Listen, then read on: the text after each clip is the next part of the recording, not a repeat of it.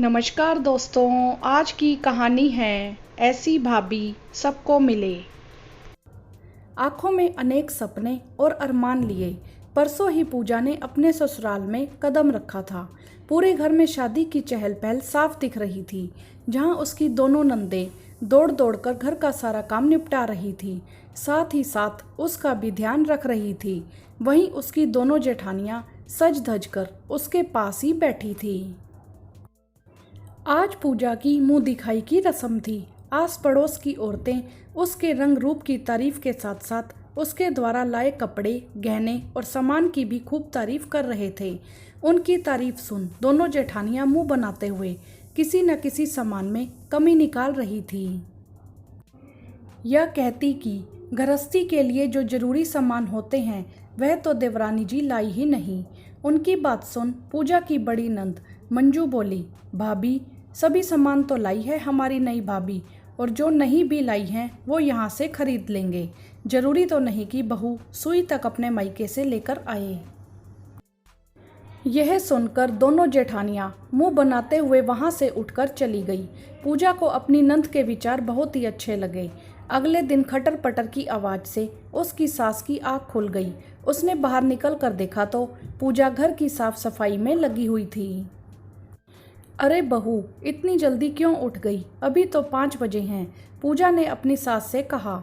Mummy जी, मेरे मायके में सुबह जल्दी उठने का चलन है।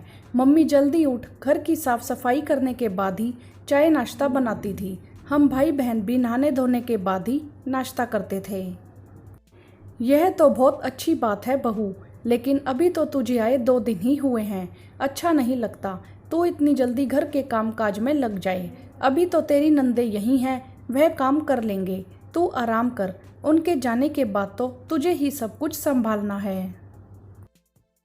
इतनी देर में उसकी नंदे भी उठकर आ गई। वह भी अपनी माँ की हाँ में हाँ मिलाते हुए बोली, हाँ हाँ भाभी आप जाओ, हम कर लेंगे काम। नहीं दीदी, क्या अच्छा लगता है मैं आराम करूं आप काम करें। जब मेरी बुआ आती है तो मेरी मम्मी उनकी बहुत सेवा करती है और एक काम भी उनसे नहीं करवाती। मैंने देखा है और मैं यही करूंगी। सुनकर उसकी दोनों नंदों की आंखों में आंसू आ गए। अपने आप को संभालते हुए उसकी छोटी नंद अंजू बोली, भाभी आप काम भले ही कम कर लेना, लेकिन मम्मी के साथ थोड़ा समय निकाल बैठ जाया करना, जिससे पापा के जाने के बाद उनके जीवन में आया अकेलापन कम हो जाए। हमें भी आपसे कुछ नहीं चाहिए, बस इसके सिवा कि हम कभी कभी आए तो हमें यहाँ भाभी के अपनेपन का एहसास मिले। दीदी, यह घर आपका ही है और मैं आपसे वादा करती हूँ आपकी उम्मीदों पर खरा उतरूंगी और शिकायत का मौका नहीं दूंगी। 1 सप्ताह के बाद पूजा की दोनों नंदें चली गई। पूजा की दोनों जेठानियां भी उसी घर में अलग अलग मंजिलों पर रहती थी। उनका खाना पीना अलग ही बनता था। अपना अपना काम निपटाकर वह दोनों जब तब पूजा के पास आकर बैठ जाती हैं और उसे काम करता हुआ देखकर कहती हैं, तेरी मेहंदी का रंग भी नहीं उतरा कि लगा दिया तुझे भी हमारी तरह आते ही काम में। ये नहीं कि अभी नई नई बहू है, कुछ दिन आराम करने दें। बस इन लोगों को तो काम चाहिए। अरे नहीं दीदी, मम्मी तो मेरे साथ काम करवाना चाहती हैं, लेकिन मैं ही मना कर देती हूँ। क्या अच्छा लगता है अपने होते हुए उनसे काम करवाना, और 3 जनों का काम ही कितना होता है। पूजा हंसते हुए बोली, पागल है तू, करवाती है तो करने दे उसे काम। काम में लगी रहेगी तो उल्टी सीधी बातों में दिमाग नहीं चलेगा सासू माँ का। हमें देख तो समझाने वाला कोई नहीं था, पर तू तो हमारी छोटी बहन जैसी है, इसीलिए तुझे सलाह दे रहे हैं। अंजू मंजू को ज़्यादा मुंह मत लगाना, देखा है हमने तू उनसे फ़ोन पर बात करती है। नंदों से तो जितनी दूरी बनाकर रखो अच्छा है, कहकर वह चली गई। पूजा छोटी जरूर थी लेकिन समझदार थी। अपनी जेठानी की बातों से इतना तो वह समझ ही गई थी कि वह घर को जोड़ने वाली नहीं तोड़ने वाली बातें कर रही थी। उनकी बातों पर चली तो यह उसके माता पिता के दिए संस्कारों का अपमान होगा। इसीलिए जब भी उसकी जेठानियाँ कुछ कहती तो वह उनकी बातों पर ध्यान ना देती या सुनकर हंसी में उड़ा देती। अंजू और मंजू दोनों आती तो उनकी खातिरदारी करती और जाते वक्त कुछ ना कुछ उनको जरूर देती। दोनों ही बहनें भाभी की तारीफ करते हुए कहती हैं, भाभी तुम्हारे आने के बाद अब हम मम्मी की तरफ से चिंता मुक्त हो गए हैं। ऐसी भाभी सबको मिले। साथ ही हमें भी लगने लगा है कि मायके में है कोई जो माँ के बाद हमारा ध्यान रखेगा, वरना आज तक हम। और एक बात, तुम हर बार हमारे ऊपर इतना खर्च मत किया करो। तुम्हारे प्यार के 2 मीठे बोल ही हमारे लिए सौगातों से बढ़कर हैं। अच्छा दीदी, आप दोनों जो नंद होते हुए भी मुझ पर इतना खर्च करती हो, वह कुछ नहीं, मेरा तो हक बनता है आपको देने का, इसीलिए आप कभी मना नहीं करोगे।